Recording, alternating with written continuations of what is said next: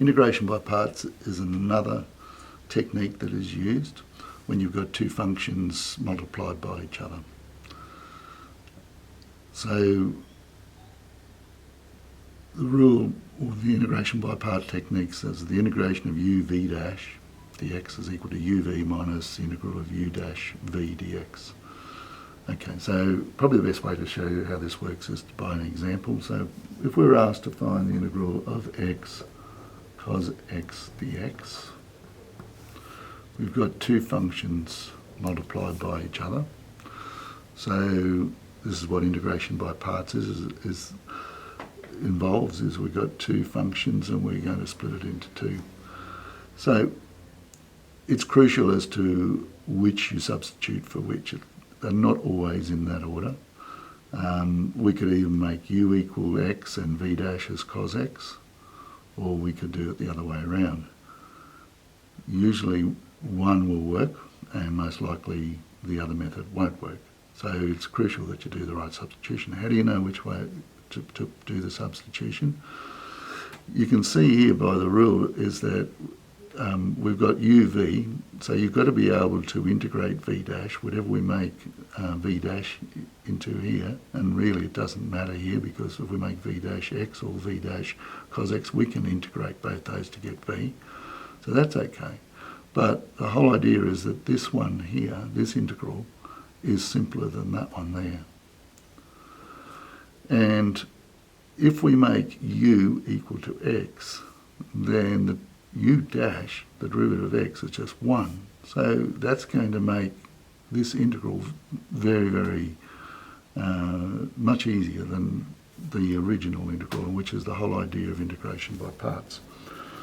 So we will let u equal x, so u dash, and I think it's a good idea to actually set it out and show some working here and then do the substitution.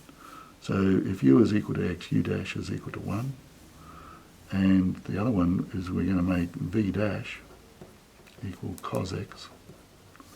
So v, what have you got to find the derivative of to get cos x, and that's simply sin x. So now using the rule for integration by parts, we can actually just do a straight substitution in. So the integral of x cos x dx is equal to uv, so there's u, there's v, so it'll be x sin x minus, always minus, the integral u dash is 1, we don't have to write it because it's 1 times v, and v is equal to sin x dx. Now at this stage we don't put plus c because we've still got an integral here to do. And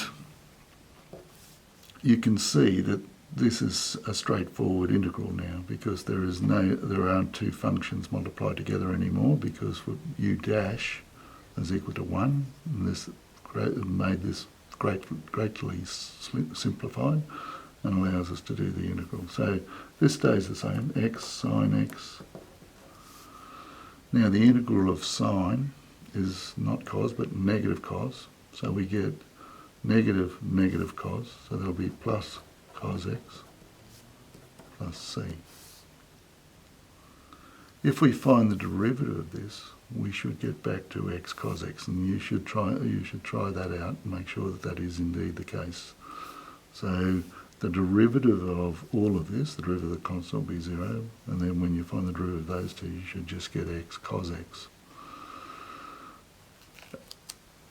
What you possibly should do as well is to try it by letting u equal cos x and v dash equals x and just see what happens, but you'll find that this integral, this second integral, will become much more complicated than the original, and it just gets more complicated.